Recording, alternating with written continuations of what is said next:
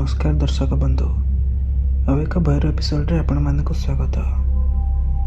आज यही कहानीटी तन्मय नामक गोटे पिलार जी कि मध्य प्रदेश रे गोटे छोट सहर रे रहउछि।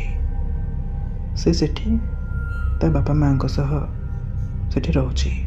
से जोठी रहउछि तांका घरर पाखापाखि 1 किलोमीटर भितर छकरे से गोटे दुकान देछि। आ से बिजनेस रु तार जहाँ भी पैसा होची से तांकर दुखे सुखे तांको 3 प्राणी को से चलई आणुछि। एमिति रे गोटे दिन तांको रिलेटिव रो गोटे तार तन्मयर गोटे भौणीर बाहागर ठीक है महाराष्ट्र रे। माने से झीर घर महाराष्ट्र तुमसार नामक एक जगार। तो जिते बड़े तन्मय ता बापा माँ तन्मय को कहले कि आमे तो भौणीर बाहागर पूर्वर जिबा आ बाहागर परे तांको सब काम सारिकी तांको साहाय्य करिकी आसीबा। सेते बेले टाइम थिला अक्टोबर नवेम्बर मास समय चलुथला। जेहेतु फेस्टिवल सीजन चलुथला सेते बेले तन्मय ता बापा माँ को बुझेला कि एते दिन मो दुकान बंद करिकी जाई परिबिनी।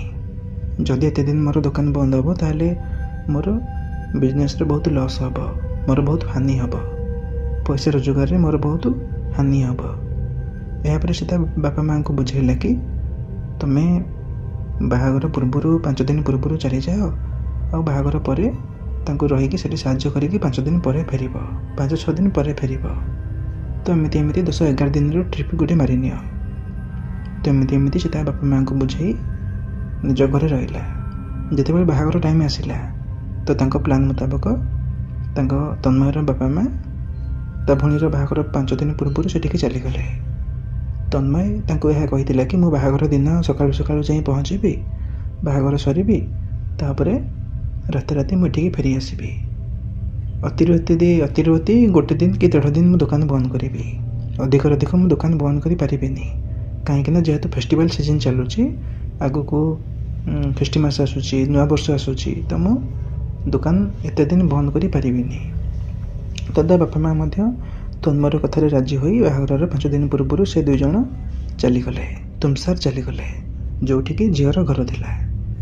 तो एमती जितेबाला बाहागर दिन आसीगला तन्मय बाहागर दिन सकाळु सकाळु तार कार नहीं कि से मध्य प्रदेश रु महाराष्ट्र तुमसार नामक से जगह को चलीगला जोठिकी बाहागर होतला। तो एमती रे से बाहागर दिन सकाळु सकाळु जांके सेठी पहुँचीगला।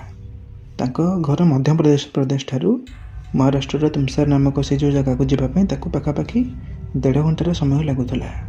से जो कार रे जाउथला। तो एमती से सकाळु सकाळु पहुँची बाहागर काम सामिल हो गला। ता भौणी को साहाय्य कला, ता बंधु बांधव को साहाय्य करे, बंधु बांधव को रिलेटिव जहाँ भी जो मैंने सब थे ता बापा माँ समस्त को साहाय्य कला और बाहागर सामिल हो बहुत मजामस्ती कला। तो एमती जिते बाहागर सरीला भोजी भात खाइला, समस्त को विदाय नहीं निज बापा माँ को विदाय नहीं से राताराति पाखापाखि से को 12:30 पाखापाखि सी राताराति तुमसार ठारू मध्य प्रदेश आसवाई बाहर जमीक तार पूर्व प्लानिंग थिला कि से दिन सकाळु सकाळु जीव और राताराति घर को फेरी आसब और सकाळु जाइकी तापर दिन सकाळु से दुकान खोलिब। तो एमती से तार प्लान मुताबक बाहागर सरीबा परे राताराति से तार कार धरिकी ता बापा माँ को कहीकि समस्त विदाय नहीं कि से तार कार धरिकी तुमसार ठारू मध्य प्रदेश बाहरी आसिला। जितेबाला से तार कार धरिकी राताराति बाहर आसूला तो से कार को भलरे चेक करिथिला। देखा पाई कि तार कार रे पेट्रोल एकदम टांकी फुल अच्छी। आउ किछि दिन पूर्व जेहेतु से तार कार सर्विसिंग कराइथिला तो तार किछि प्रॉब्लम हबार नथिला। ता जानिबारे तार कार रे कोनोसी प्रॉब्लम हबार नथिला। तो से बिंदास आ कोनोसी डाउट न करी गाड़ी ऊपर कोनोसी डाउट न करी से तार राताराति आसीबा पे बाहरिला। जेतेबेले से बाहरिला तो से सेठी 2टा रास्ता देखा पाइला। गोटे रास्ता रे ए मेन NH जोटा से रास्ता रे राति सारा ट्रक जीवा आसवा हुए। जेहेतु तार पूर्वर गोटे सांग राति घर को फेरुवा समय से जाना पाई कि गोटे ट्रक एक्सीडेंट रे तार मृत्युवरण होता। तो से राति रे से ट्रक जो रास्ता जीवा आसवा होता से रास्ता को से न बाछी से रास्ता से न जाई सेकेंड रास्ता को बाछिला। जमीक मुझे कहली कि ये 2टा रास्ता थिला। गोटे तो मेन हाईवे मेन NH जो अधिक ट्रक जावा आसवा होता आउ गोटे रास्ता थिला से रास्ता बहुत सुनसान थिला ना सेठी स्ट्रीट लाइट लगी ना कौन लोक ये जावा आसवा करुले से रास्ता केवल राति नुहे दिन में सुनसान थाए टिके जंगल रास्ता थाए टिके ऑफ एरिया माने आपण माने कौन बुझीपारे टिके जंगल रास्ता थिला तो जेहेतु से रास्ता बदनाम नथिला माने कौन भूत प्रेतर सेठी कौन कहानी पूर्व नथिला तो जेहेतु से लोक मैंने एत से रास्ता जाऊन कहीं से रास्ता एत लोक जना नाला बेसी लोक मेन NH रे जाउथिले तो से रास्ता को बेसी लोक जानी नथिले किंतु तन्मय से रास्ता विषय बहुत भल भाव जानी कि से रास्ता एत गाड़ी मोटर जावा आसवा हुए तो से आराम से रास्ता जाकि घरे पहुँची पार बिना कौन झंझटे बिना कौन ट्राफिक रे बिना कौन डर रे से तार जाकि पहुँची पार आती जानी कि से जेहेतु से रास्ता जंगल एरिया थिला तो चोर डकायत डाकू यू टिके से डर थिला जेहेतु तार गाड़ी एकदम टॉप थिला माने सर्विसिंग ठीक सब ठीक ठाक थिला तो गाड़ी कौन प्रोब्लेम नथिला तो तार से भी कौन धारणा नाथिला कहीं से तो बिना गाड़ी रखिकी से तार चुपचाप घर को चली जाव बाटर कौटी से रही तो एमती से भाभी भाभी से रास्ता को बाछिला आ से रास्तार आग को जीवार लगिला एमती एमती पाखापाखि किछि बाट जावापर पाखापाखि से रास्तार अध घंटे 45 मिनिट्र रास्ता अतिक्रम करने पर गोटे जंगल मझिरे जमी मुझे पूर्व कही कि से रास्ता टी जंगल एरिया थिला गोटे जंगल मझिरे कि तार गाड़ी स्टॉप हो गला तार गाड़ी इंजिन स्टार्ट बंद हो गला ये से पूरा आश्चर्य हो गला ये मुझे आ गोटे कथा कहूँ भूली जाए से जिते गाड़ी धरिकी एठू बाहर तो से पीकी थिला माने मद पीकी आसीथिला बाहागर काम कौन भाई बड़ बड़ भाई माने सांगसाथी माने ताकू फोर्स करथिले से पी देइथिला खाली फोर्स करथिले बोली पी नथिला से आगुरी भी मद पीए आ ये कथा ता बापा माँ माने भल भाव जानिथिले आ यह मध्य जानिथिले कि से आज मध्य मद पीछि और राति गाड़ी धरिकी घर को बाहर अछि किंतु से माने ताका बापा माँ ताकू किछि कहू नथिले कहीं तन्मय से घर चलाऊला तार पैसा रे तांको घर चलुला से बापा माँ तन्मयर कौन कथा को बारण करूँ तार कौन कथा को ताको ता मुहरे जवाब दौन यहाँ भी गोटे दृष्टि देखा गले भूल कथा आपण जी मद पीछे से तेणिक जिते बड़ होता ना कहीं से तेणिक जी होता ना कहीं जदि मद पीकी गाड़ी चलाऊँ बारण करूँ मद पीकी गाड़ी चलवा उचित नुहे किंतु तन्मय से मद पीकी गाड़ी चलाऊला आ सिगारेट किसी सिगारेट पी देइथिला तो से निशारे थिला मोटामोटी भाव कह गले से निशारे थिला तो जिते तार गाड़ी स्टार्ट बंद हो गला जंगल मझिरे तो से किसी समय से बसी अपेक्षा करने को लगिला कि किए काले कौन गाड़ी धरी जाऊँ तो ताको साहाय्य मागिब कहीं से तो पीकी थिला बोनेट टेकिले भी से किसी बुझीपारनी आदि भी बुझीपारी था ठीक करि पारि था तो से एबे करि पारिबनी कहीं एबे से निशारे अच्छी से किसी समय गाड़ी भितर रही आग पछ को अपेक्षा करने को लगिला कि किए जदि जाऊँ तो ताको साहाय्य मागिब किंतु किसी समय अपेक्षा करने पर जिते बड़े कहीं कड़े जावा आसवा करूँ तो से गाड़ी बाहरी बोनेट टेकी गाड़ी मेकानिक माने सॉरी गाड़ी ठीक करने को डिसाइड कला कहीं से राति सारा ये बसी पारनी जेहेतु चोर डकायतर भय तो से गाड़ी बाहरी निजर मोबाइल फ्लैश लाइट ऑन करी से बोनेट टेकी गाड़ी चेक करने को लगिला किंतु किसी समय चेक करने पर जिते से जाना पाइला कि ये किसी है माने तार नजर किसी प्रोब्लेम ताको नजर को आसुन तो एमती एमती किसी समय चेक करने पर तार पछरे तन्मय पछपटर गंभीर गंभीर स्वर रे गोटे भयंकर आवाज रे ताको किए जड़े डाकिला भाई लगिला टे बड़ पाटे डाकिला माने से कौन रेकर्ड कर ना से आमको शुणी था गंभीर गंभीर स्वर रे गोटे भयंकर चित्कार रे ताको डाकिबा लगिला तन्मय पूरा डरिकी थरबर कहीं से तो से एकुटिया थाए जंगल एरिया तो राति किए कहीं पटे जावा आसवा कर से जिते बहुत समय धरी अपेक्षा कला कि एपटे किए आसुथिबो मु ताको साहाय्य मागिबी से पर्यंत केही आसु नथिले तो एबे ता अचानक ता पछ पाखर किए अछि आ ताको डाक पकाउछि जेतेबेले से तार मोबाइल लाइट को पछ पाखक बुलेला देखिबा को पाइला कि पछ पाखरे गोटे बुढ़ा लोक 80-85 वर्षर गोटे बुढ़ा लोक हाथ में बाड़ी धरी ठिया होइछि आ ताको कहबा को लागुछि कि अरे ए पो एटी कहीं ठिया हेछु तू कौन जानिनु राति अधरे एटी ठिया बा एकुटिया मना बोली एटी चोर डाकुर भय अछि यापर तन्मय ताको डर डर थर थर कंठरे ताको कहला कि तमर कौन अछि मौसा मो गाड़ी खराब हो जाइछि मु ताको ठीक करिकी रिपेयर करिकी पळेबी तम तम बाटर जाओ यह भाभी से जिते बेले पुणी गाड़ी बोनेट आड़ को देखा लगिला से बुढ़ा मौसा जिते बेले कहला तो उठ तो गाड़ी मु ठीक करदेवी यापर तन्मय किसी न कही चुपचाप ठिया हुई से बुढ़ा मौसा को साइड देला कि से आसी गाड़ी ठीक करू किंतु से मने मने से भावुला कि मु तो गाड़ी ठीक करी पारुनी ए बुढ़ा लोक जनक से कौन गाड़ी ठीक करिवो किंतु से बुढ़ा आश्चर्यर कथा यहाँ कि से जो बुढ़ा मौसा किसी समय हाथ बुलेवा पर गाड़ी भितर बोनेट टेकी किसी समय 2-4 जगह हाथ बुलेवा पर तन्मय को कहला कि जा गाड़ी भितर बसी गाड़ी को स्टार्ट कर यापर तन्मय जिते गाड़ी भितर बसी गाड़ी को स्टार्ट कला तो गोटे थर ही गाड़ी स्टार्ट हो गला यापर तन्मय पूरा खुशी हो गला और खुशी हुई से बुढ़ा मौसा को धन्यवाद देला कि मौसा तमे मते साहाय्य करी बहुत गोटे भल काम करिछ जदि तुम ये न था मत साहय कर न था मुझे कि जानी केते हैरानी पड़ी था केते असुविधा पड़ जाती मुझे भी जानी यापर से बुढ़ा लोक जनक तन्मय को कहला कि ठीक अच्छे तू जा किंतु जदि मत टे से आगे नहीं छाड़ी दिंतु ताले भल हाँ से पाख गाँव में मो घर बुढ़ा बयस है छाड़ी जाटा मत बहुत कष्ट लगुच यापर तन्मय खुशी ही कहला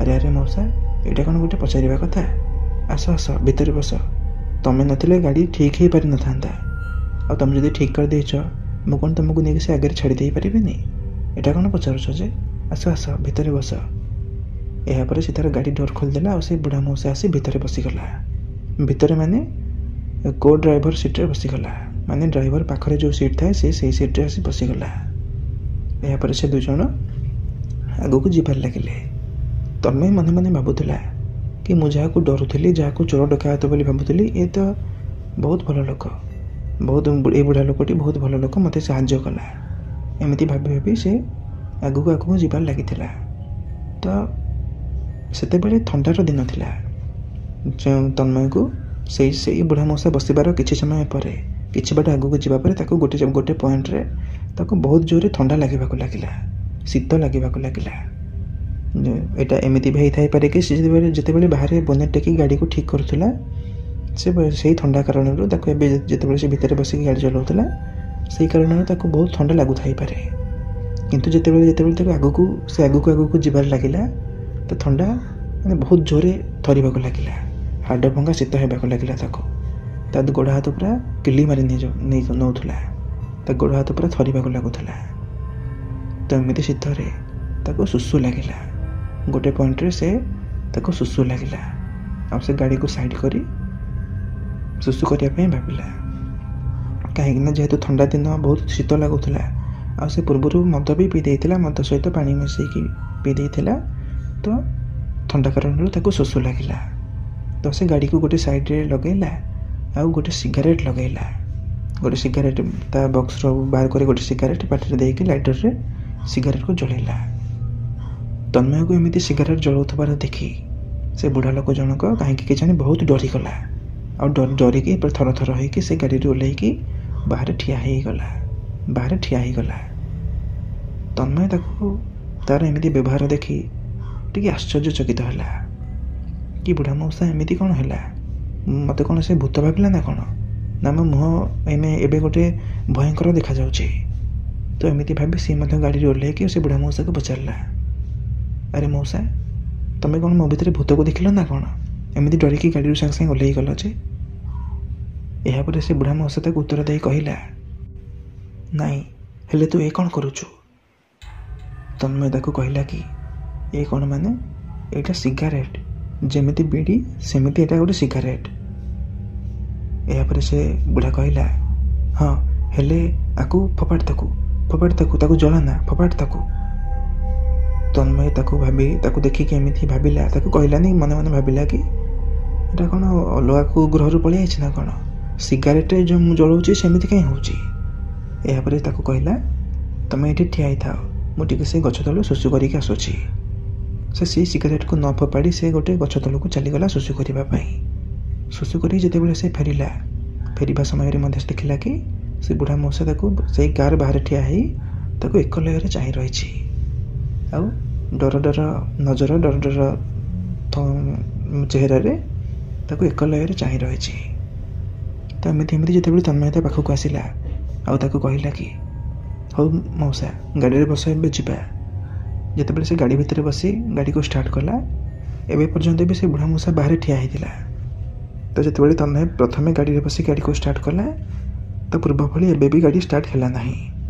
ଯେତେଥର ଚାବିକୁ ମୋଡ଼ୁଥାଏ ଭ୍ରୁମ୍ ଭ୍ରୁମ୍ ହେଇକି ଷ୍ଟାର୍ଟ ବନ୍ଦ ହେଇଯାଉଥାଏ, ଗାଡ଼ି ଷ୍ଟାର୍ଟ ହିଁ ହେଉନଥାଏ।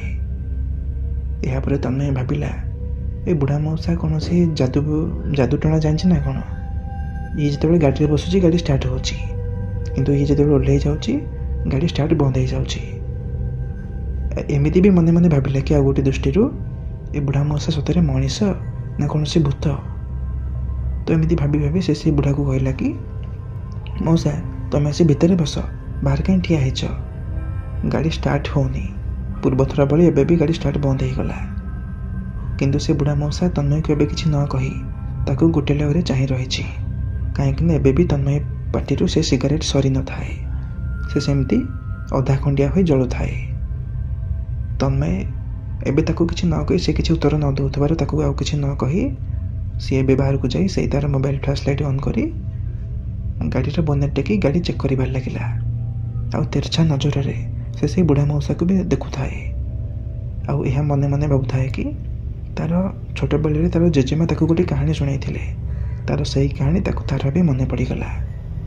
ତା ଜେଜେମା ତାକୁ କହିଥିଲେ କି ଭୂତ ପ୍ରେତମାନେ ରାତିରେ ନିଆଁକୁ ଦେଖିଲେ ଡରନ୍ତି। ତ ସେହି ସମୟରେ ତନ୍ମୟ ଏଇ କଥା ତାର ମନେ ପଡ଼ିଯିବା ପରେ ତନ୍ମୟ ଆଉ ସିଗାରେଟ୍କୁ ଟାଣିଲାନି, ଖାଲି ହାତରେ ଧରିଥିଲା। ଟାଣିଥିଲେ ତ ସରିଯାଇଥାନ୍ତା, ସେ ହାତରେ ଖାଲି ଧରିଥିଲା। ତ ଏମିତି ସେ ବୋନେଟ୍କୁ ଟେକି ଚେକ୍ କରି ହାତରେ ସିଗାରେଟ୍କୁ ଧରି ତେର୍ଛା ନଜରରେ ସେ ବୁଢ଼ା ମଉସାକୁ ଚାହୁଁଥାଏ। ତ କିଛି ସମୟ ପରେ ସେ ଦେଖିଲା ସେ ବୁଢ଼ା ମଉସା ଆଉ ଡୋର୍ ବାହାରେ ନାହିଁ। କୁଆଡ଼େ ଗଲା ଭଳି ଅନଉ ଦେଖିବାକୁ ପାଇଲେ କି ସିଏ ସେଇ କୋ ଡ୍ରାଇଭର ସିଟ୍ରେ ଯାଇ ବସିଛି। ଯେଉଁଠି ସେ ବସିଥିଲା ତ ସେ ସେଇଠି ଯାଇକି ବସିଛି। ଏବେ ତନ୍ମୟ ଟିକେ ଆଶ୍ଚର୍ଯ୍ୟ ହୋଇଗଲା କି ଏବେ ତ ସେ ମଉସା ବାହାରେ ଠିଆ ହେଇଥିଲା, ଡୋର୍ ଖୋଲିବା ଆଉ ବନ୍ଦ କରିବାର ଶବ୍ଦ ବି ମୋତେ ଶୁଭାଯାଇନି, ତ ଏବେ ସେ କେମିତି ଭିତରକୁ ବସିଗଲା? ତ ଏମିତି ଭାବି ଯେତେବେଳେ ସେ ପୁଣି ଥରେ ସେଇ ବୁଢ଼ା ମଉସା ଆଡ଼କୁ ଅନେଇଛି, ଏବେ ପୁରା ଚିତ୍କାର କରି ଉଠିଲା। ଆଉ ତା ହାତରୁ ମୋବାଇଲ୍ ଖସି ପଡ଼ିଲା, ଆଉ ସିଗାରେଟ୍ ମଧ୍ୟ ଖସି ପଡ଼ିଲା।